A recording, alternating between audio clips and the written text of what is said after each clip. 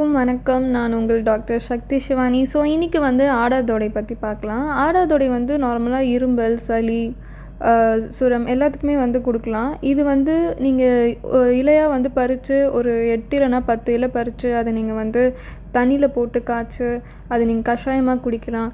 இல்லை அப்படி இலைலாம் கிடைக்கல அப்படின்னா நாட்டு மருந்து கடையில் பவுட்ரு விற்கும். அந்த பவுட்ரை வாங்கி நீங்கள் அதை பயன்படுத்தலாம். அதையே ஒரு 2 ஸ்பூன் தண்ணியில் போட்டு அதை நீங்கள் கஷாயமாக காய்ச்சி நீங்கள் குடிக்கலாம்.